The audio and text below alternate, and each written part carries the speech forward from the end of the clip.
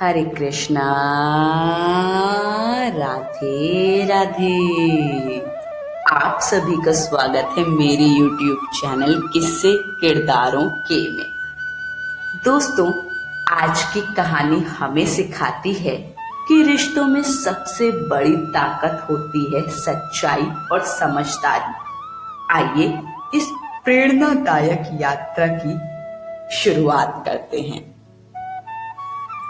रमेश बाबू, अंतिम बार समझा रहा हूँ, जो वचन दिया है उसे पूरा करना पड़ेगा, अन्यथा इसके बाद हम भी किसी अनहोनी के लिए जिम्मेदार नहीं होंगे। लड़के के ताऊ गजराज ने धीमी परंतु तीखी आवाज में कहा। रमेश दास ने अपने कुर्ते का छोर ठीक करते हुए जबरन मुस्कान लाने का प्रयास किया। अरे भाई साहब, आप तो घर के बड़े हैं, आपकी बात सिर आंखों पर। जो आप लोगों ने कहा था वही तो सब कर रखा है।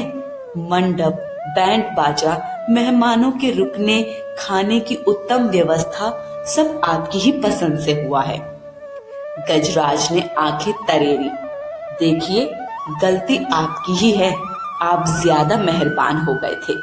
पूरे गांव में बढ़ चढ़कर बता दिया कि बड़े बाप की लड़की है, धूमधाम से शादी होगी। अब बारात में भी तो लोग बढ़ गए हैं। और ऊपर से वह थोड़ा झुककर बोले, आपको स्मरण है ना, द्वार पर बारात के पहुंचते ही जब आप बारातियों का पांव पड़कर स्वागत करेंगे तो हर थाली में सोने की अंगूठी रखनी होगी। हम खाली हाथों से सम्मान नहीं ले सकते। रमेश दास का चेहरा सफेद पड़ गया। पसीने की महीन बूंदें उनकी कनपटी पर उभर आईं। सोने की अंगूठी? वह हकलाए। गजराज जी, बात तो बस स्टील के गिलास और सूखे मेवों की हुई थी, अंगूठी वाली तो कोई बात नहीं हुई। गजराज ने झुंझला कर कहा, क्या करें, अगर आपको याद नहीं, मैं और गिरधारी यानी सिद्धार्थ के पिता बैठे थे। आपने स्वयं कहा था कि मैं अपनी इकलौती बेटी के विवाह में सोने की थाली तक न्योछावर कर दूंगा। हमने थोड़ा सा शब्दों को लचीला किया है। थाली के बजाय अंगूठी ही सही, आखिर इज्जत का सवाल है। मेरे भतीजे की बारात है, कोई साधारण भोज नहीं कि चुपचाप चला जाए। पास खड़े कुछ रिश्तेदार भी फुसफुसाने लगे। हाँ, हमने भी तो सुना था, रमेश भैया के मुंह से बहुत शान से कह रहे थे। अब बात मुंह से निकल गई तो निभानी तो पड़ेगी। रमेश दास ने बेबस होकर इधर उधर देखा। सामने बने पंडाल में उनकी पत्नी सुमन मेहमानों को चाय नमकीन परोसवा रही थी। बेटी पायल अपने कमरे में सहेलियों के साथ बैठी थी, हाथों में मेहंदी रचाए, लज्जा से झुकी हुई। उनकी आंखों के सामने वह दिन घूम गया जब पायल को इंजीनियरिंग का कॉलेज में दाखिला मिला था और उन्होंने सीने पर हाथ रखकर कहा था, तू मेरे लिए पुत्र भी है और पुत्री भी, पढ़ लिख कर स्वावलंबी बन जाना, बस यही मेरी एकमात्र मांग है। सोने की अंगूठियों की कल्पना ने जैसे उनके पैरों से जमीन खींच ली। गजराज जी, 100 अंगूठियां? ये कैसे, इतनी बड़ी रकम इस समय? गजराज ने तीखी हंसी के साथ कहा, 100 क्यों, बारातियों की संख्या 150-200 भी हो सकती है। आदमी ऊपर नीचे होता रहता है। आप अग्रिम सोचिए और सुनिए, इसमें हमारा कोई व्यक्तिगत स्वार्थ नहीं है, ये तो रीति है, मान सम्मान है। अगर ना निभा पाएंगे तो बात हमारे बीच ही नहीं रहेगी, फिर गांव में क्या मुंह दिखाएंगे। रमेश दास ने कुछ पल के लिए आंखें बंद कर ली। सालों से जमा की गई थोड़ी बहुत बचत, पायल की पढ़ाई, छोटे बेटे विशाल की ट्यूशन फीस, उन्होंने कभी भी बेटे बेटी में भेद नहीं किया था।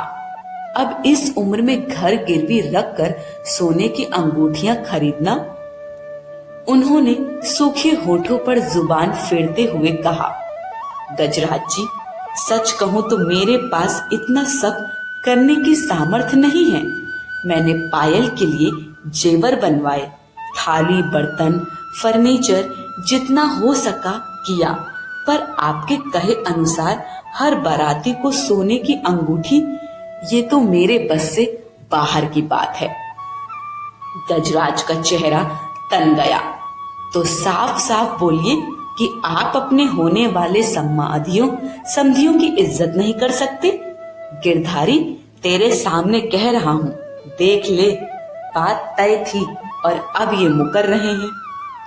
गिरधारी यानी दूल्हे के पिता अब तक चुपचाप खड़े थे। चेहरा थोड़ा असमंजस में था, पर बड़े भाई की बात के सामने ज्यादा बोलना उन्हें भी भारी लगता था। गजराज भैया, वह धीमी आवाज में बोले, अब शादी का दिन है इतना बड़ा, अब ऐसी बात।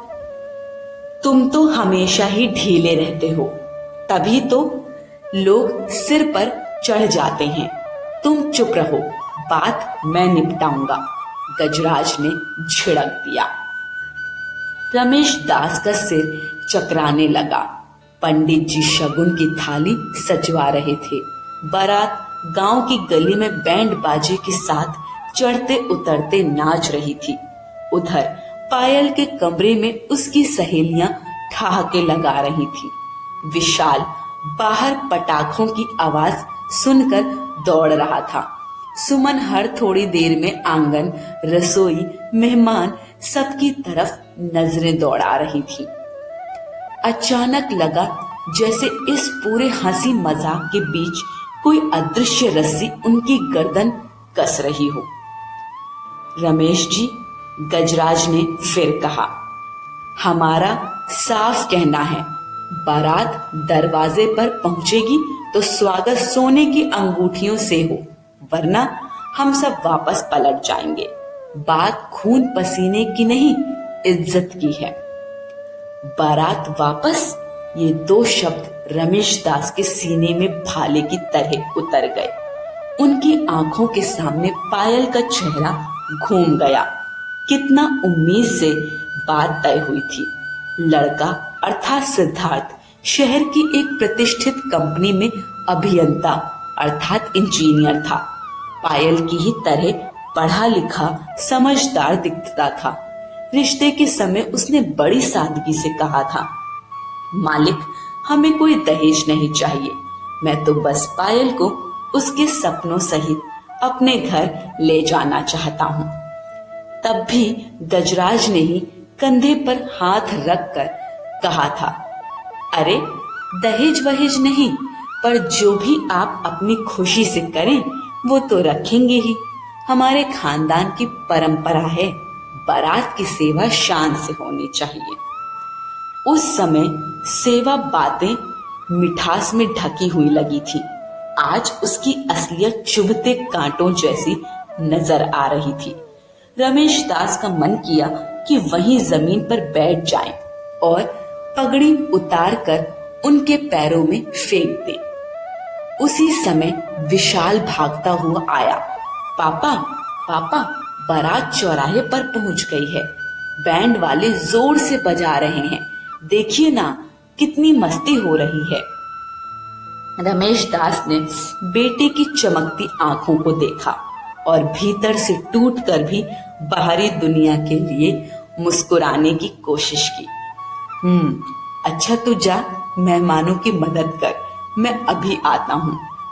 विशाल भाग गया और रमेश दास वहां से कुछ दूर पुराने नीम के पेड़ की तरफ चले गए। नीम के नीचे सूखी मिट्टी पर बैठकर उन्होंने मुस्कुराने की कोशिश की। अच्छा तू जा, मेहमानों की मदद कर, मैं अभी आता हूँ। विशाल भाग गया और रमेश दास वहां से कुछ दूर पुराने नीम के पेड़ की तरफ चले गए। नीम के नीचे सूखी मिट्टी पर बैठकर उन्होंने दोनों हाथों से अपना सिर पकड़ लिया। हे भगवान, अब क्या करूं? बेटी का जीवन दांव पर है। अगर मैं इस अन्याय के आगे झुक जाऊंगा तो मेरी नजर में मैं खुद गिर जाऊंगा। अगर ना झुकूं तो शादी टूट जाएगी। लोग कहेंगे रमेश मास्टर दहेज की वजह से बेटी की शादी तोड़वा बैठे। आंखों से आंसू रिसने लगे। उन्होंने जल्दी से रुमाल निकाला, माथे के पसीने के साथ आंसू भी पोंछ डाले। उसी समय किसी ने पीछे से धीरे से आवाज लगाई, रमेश अंकल। उन्होंने पीछे मुड़कर देखा। दूल्हा सिद्धार्थ खड़ा था। घोड़ी से उतरकर वह बिना गहमी के चुपचाप यहाँ आ पहुंचा था। सिर पर सेहरा, कंधे पर साफा, चेहरे पर चिंता और आंखों में दृढ़ता थी। अरे बेटा, तुम यहाँ? बारात?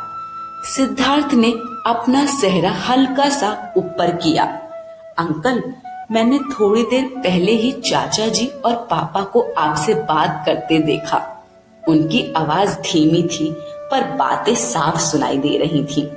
सोने की अंगूठियां, बारात का लौट जाना, सब समझ गया है। रमेश दास घबरा कर उठने लगे। नाना बेटा, तुम दूल्हे हो, आज तुम्हें इन झंझटों की चिंता नहीं करनी चाहिए। ये सब बड़े लोगों के बीच की बात है। सिद्धार्थ ने आगे बढ़कर उनके कंधे पकड़ लिए। आज सबसे बड़ी बात मेरी और पायल की है। अंकल, ये रिश्ते हमारे बीच भी तो है। अगर मेरे नाम पर कोई ऐसी मांग रख रहा है जो मुझे खुद गलत लगती है तो चुप रहना भी तो अपराध है। रमेश दास ने असमंजस में उसकी तरफ देखा। पर बेटा, तुम्हारे चाचा जी, तुम्हारे पिताजी, अगर उन्हें बुरा लग गया तो शादी का माहौल। अंकल, सिद्धार्थ ने उनकी बात काटते हुए कहा, आपने पायल को पढ़ाया, उसे अपने पैरों पर खड़ा किया। आप पायल के लिए दहेज नहीं, डिग्री जुटाते रहे। उसे भी दहेज मांगने वालों के घर भेजूं, यह कैसे होने दूं? रमेश दास ने अनजाने में सिद्धार्थ का हाथ कसकर पकड़ लिया। तुम क्या करना चाहते हो बेटा? सिद्धार्थ ने गहरी सांस ली। सबके सामने कहूंगा, दुल्हा होने के नाते मुझे कोई सोने की अंगूठी नहीं चाहिए, न मेरे मेहमानों को। यदि किसी को सिर्फ अंगूठी के लिए यहाँ आना है, वो अभी घर जा सकता है। मैं पायल से शादी करूंगा तो सिर्फ उसकी इंसानियत से, उसके गुणों से, न कि उसके पिता की आर्थिक क्षमता से। रमेश दास ने घबराकर इधर उधर देखा। लोग क्या कहेंगे? लोग रोज कुछ न कुछ कहते रहते हैं अंकल। सिद्धार्थ मुस्कुराया। आज वक्त है कि कोई एक घर तो कहे दहेज की मांग गलत है। अगर हम ही डर गए तो बदलाव कौन लाएगा? रमेश दास की आंखें भर आईं। उन्होंने सिद्धार्थ का चेहरा दोनों हाथों से पकड़ा। भगवान तुम्हें खुश रखे बेटा। आज तुमने मुझे अपने ही सामने ऊंचा कर दिया। मैं नहीं चाहता कि मेरी बेटी ऐसी जगह जाए जहां उसकी इज्जत उसकी पढ़ाई से नहीं, उसके पिता की जेब से नापी जाए। लेकिन वे फिर ठिठक गए। तुम्हें अपने घर वालों का डर नहीं लगता? सिद्धार्थ ने हल्के से सिर झुकाया। डर तो लगेगा अंकल। बहस होगी, विवाद होगा, शायद कुछ रिश्तेदार मुझसे नाराज भी हो जाएं। पर अगर मैं सच में पायल से प्यार करता हूँ तो उसके पिता को इस तरह टूटते हुए देखकर चुप तो नहीं रह सकता। तुम सच में पायल से इतना प्यार करते हो? हाँ अंकल, अगर ऐसा ना होता तो मैं भी सेहरे के पीछे छुपकर चुपचाप सोने की अंगूठियों का तमाशा देखता रहता। रमेश दास ने आंखें मूंद ली। उनके भीतर की कांपती आवाज स्थिर होने लगी। ठीक है बेटा, जो तुम्हारे मन में है वही सही है। चलो, अब जो भी कहना है सबके सामने ही कहना। आंगन में अब तक ढोल नगाड़ों की आवाज और तेज हो चुकी थी। पायल के मामा बाहर दरवाजा सजाने में लगे थे। सुमन पूजा की थाली लेकर तैयार खड़ी थी। पास में खड़ी एक महिला झिलमिलाते दिए में तेल डाल रही थी।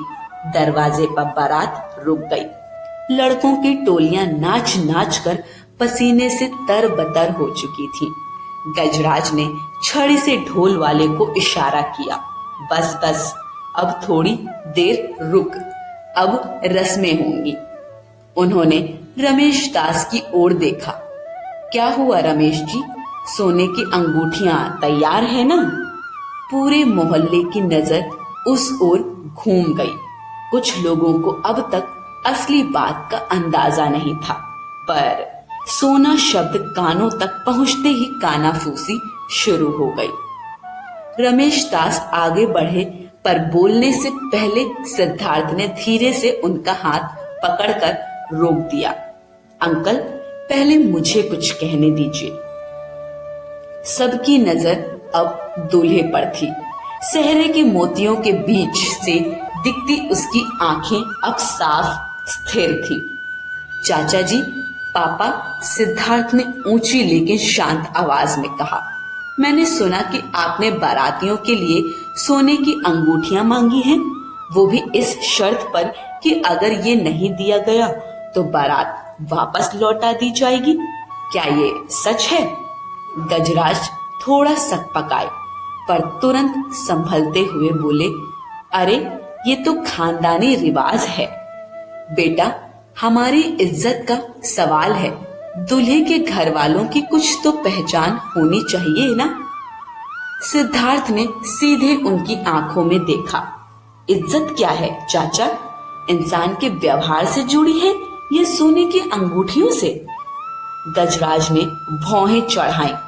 अब तुम हमसे इज्जत का मतलब पूछोगे?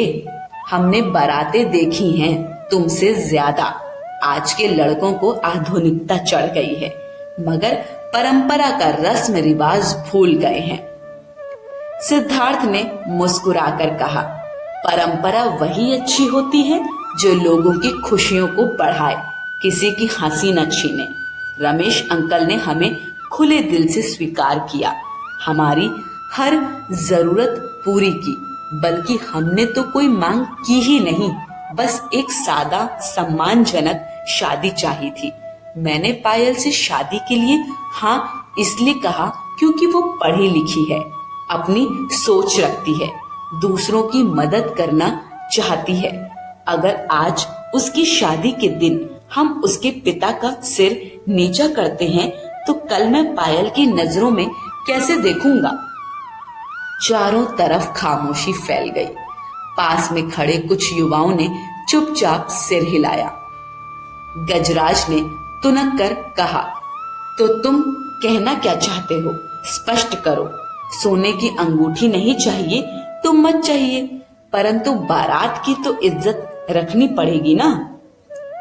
इज्जत मैं अपने तरीके से रखूंगा चाचा, सिद्धार्थ ने स्पष्ट शब्दों में कहा। जो भी बाराती मेरे साथ यहाँ आए हैं वो मेरे मेहमान हैं, मेरे दोस्त, मेरे रिश्तेदार। मैं उन सबके सामने घोषणा करता हूँ, जो भी इस शादी में सिर्फ सोने की अंगूठी के लिए आया है, कृपया अभी वापस लौट जाए। यहाँ सिर्फ वो लोग रहें जिन्हें पायल और मेरे इस रिश्ते की खुशी है, ना कि किसी लालच की उम्मीद। 1 मिनट के लिए सन्नाटा ऐसा छाया जैसे हवा भी थम गई हो। पीछे से किसी ने फुसफुसाकर कहा, क्यों नंदू, तू सोने की अंगूठी लेने आया है क्या? अरे नहीं रे, हम तो बस नाचने आए हैं दूल्हे के साथ। हंसी की हल्की लहर दौड़ गई। कुछ बुजुर्ग एक दूसरे को देखते रहे। दूर खड़े बच्चों को कुछ समझ नहीं आ रहा था, पर उनके चेहरों पर उत्सुकता थी। गजराज ने अचकचाकर चारों ओर देखा। ये तुम क्या तमाशा कर रहे हो सिद्धार्थ? लोग हंसेंगे हम पर। सिद्धार्थ ने शांति से कहा, लोग हंसेंगे अगर हम दहेज मांगकर किसी को लूटेंगे, लोग सम्मान करेंगे अगर हम दहेज की रस्म खत्म करने की शुरुआत करेंगे। आज अगर मैंने चुपचाप सोने की अंगूठियां ले ली तो कल मेरी छोटी बहन की शादी में मैं भी किसी और से यही मांग रखने की हिम्मत करूंगा। मैं ऐसी परंपरा आगे नहीं बढ़ाना चाहता। गिरधारी ने अब तक चुप्पी साध रखी थी। उन्होंने एक पल को अपने भाई की तरफ देखा, फिर बेटे की तरफ। गजराज भैया, उन्होंने भारी आवाज में कहा, सिद्धार्थ सही कह रहा है। जब रिश्ता तय हुआ था मैंने खुद कहा था दहेज नहीं लेंगे। आज अगर सोने की अंगूठी मांगकर लड़की वालों पर बोझ डालेंगे तो मेरी ही बात झूठी साबित होगी। मैं अपने बेटे का सिर ऊंचा देखकर खुश हूँ। यह हमारी नहीं, इसकी जीत है। जो इस शादी में सिर्फ रिश्ते की खुशी के लिए आया है, वही हमारे लिए काफी है। रमेश दास के गले में कुछ उभर आया। उन्होंने हाथ जोड़कर गिरधारी की तरफ सिर झुका दिया। गजराज ने कुछ कहने के लिए मुंह खोला, पर साथ खड़े कई रिश्तेदारों की नजरें अब उन पर सवाल बनकर टिक गई थी। जो लोग अभी तक मन ही मन सोने की अंगूठी के स्वप्न देख रहे थे, अब उन्हें अपनी सोच पर शर्म सी महसूस होने लगी। उनमें से एक बुजुर्ग जो हमेशा हर बात पर टिप्पणी देने के लिए प्रसिद्ध थे, आगे बढ़कर बोले, गजराज, यह लड़के की बात सही है। हम तो आए हैं इसके जीवन के नए अध्याय का साक्षी बनने। सोने की अंगूठी तो हमने खुद भी कभी नहीं देखी। बारात तो हमारी इज्जत है, पर दहेज हमारी जिद नहीं होना चाहिए। चलो रस्म शुरू करो, बहुत देर हो रही है। धीरे धीरे भीड़ का रुख बदल गया। किसी ने दहेज मुक्त विवाह की जय हो कहा, किसी ने तालियां बजाई, कुछ लोग चुपचाप मुस्कुराने लगे। गजराज ने परिस्थितियों को भांपते हुए खुद को संभाला। ठीक है भाई, अगर तुम सबको यही ठीक लगता है तो मैं कौन होता हूँ बीच में आने वाला। चलो लड़की वालों को बुलाओ। जूता छुपाई, द्वार पूजा, सब रस्में होंगी। बस सोने की अंगूठी वाला सवाल यहीं खत्म। भीड़ में फिर से मुस्कान फैल गई। बैंड वाले ने नया गाना शुरू कर दिया। आज मेरे यार की शादी है। सुमन की आंखों से आंसू बह निकले। जब पायल को लेकर वह द्वार तक आई, पायल ने एक पल के लिए सिद्धार्थ की तरफ देखा। उसकी आंखों में सम्मान की एक नई चमक थी, जो किसी भी सोने की अंगूठी से 1000 गुना अधिक कीमती थी। रमेश दास ने मन ही मन सोचा, बहुत लोग कहते रहे बेटी बोझ होती है, विदा करके चैन मिलता है, पर आज तो लग रहा है कि मैंने बेटी नहीं, अपने घर की इज्जत, अपने सिद्धांतों की जीत विदा की जगह नए घर भेजी है, और दामाद नहीं बेटा मिला है। पूरी शादी हंसी मजाक, गीत संगीत, थोड़ी बहुत नोक झोंक के बीच संपन्न हो गई। विदा के समय पायल ने पिताजी से लिपटते हुए कहा, पापा, आपने हमेशा सिखाया कि गलत के आगे झुकना नहीं। आज सिद्धार्थ ने आपकी सीख को सच्चे अर्थों में निभाया है। अब मुझे कोई डर नहीं। मैं जानती हूँ कि जिस घर जा रही हूँ वहां मेरी कीमत मेरे गुणों से होगी, आपके पैसे से नहीं। रमेश दास ने उसकी पीठ सहलाई। जा बेटी, खुश रहे। आज तुम दोनों ने मिलकर ये साबित कर दिया कि शादी दो परिवारों का नहीं, दो विचारों का मिलन है, और जब विचार साफ हो तो दहेज जैसी गंदगी खुद ही बह जाती है। बारात चली गई। ढोल की आवाज दूर तक सुनाई देती रही, पर उस दिन का किस्सा यहीं खत्म नहीं हुआ। गांव के कई घरों में उस रात ये बात चर्चा का विषय बनी। सुना, रमेश मास्टर की लड़की की शादी में सोने की अंगूठियों का मामला उठा था। हाँ, पर दूल्हे ने खुद ही मना कर दिया। वाह रे जमाना, अब नए लड़के ही पुराने रिवाज तोड़ रहे हैं। कुछ बुजुर्ग खींचे, आजकल के लड़के लड़की बहुत ज्यादा बोलने लगे हैं। पर वहीं बैठे एक और बुजुर्ग मुस्कुराकर बोले, चले करो, अगर इसी बहाने दहेज जैसी बीमारी कम हुई तो हमको क्या तकलीफ। रमेश मास्टर ने पूरी जिंदगी बच्चों को ईमानदारी पढ़ाई, आज उसका फल उसने अपनी बेटी की शादी में देख लिया। हम तो कहेंगे जय हो ऐसे दूल्हे की और जय हो ऐसे बेटी वाले बाप की। उस रात आंगन में अकेले खड़े रमेश दास ने आसमान की ओर देखा। छोटे छोटे टिमटिमाते तारे उन्हें जैसे आंखों से गले लगा रहे हों। बहुत डर गया था आज, उन्होंने मन ही मन सोचा, पर अच्छा हुआ कि बारात लौटाने वाला डर अपनी बेटी की आंखों में उतरते सम्मान के आगे छोटा साबित हुआ।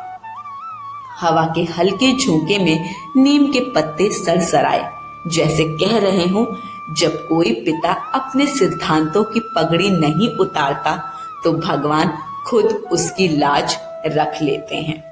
शिक्षा, विवाह भौतिक लालच नहीं बल्कि सिद्धांतों और सम्मान का बंधन है।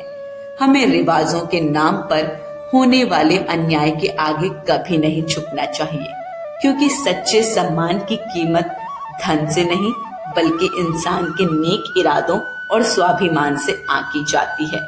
बदलाव लाने के लिए युवा पीढ़ी को अपनी आवाज उठानी होगी। हमेशा याद रखें, गलतियों से बड़ा होता है रिश्तों को बचाने का दिल। माफ करना और साथ निभाना ही असली जीत है। आज की कहानी यहीं समाप्त होती है। कहानी पसंद आई हो तो कमेंट बॉक्स में हमें अपना फीडबैक जरूर दीजिए। वीडियो को लाइक शेयर करें और चैनल को सब्सक्राइब करें। सभी को हरे कृष्ण, राधे राधे।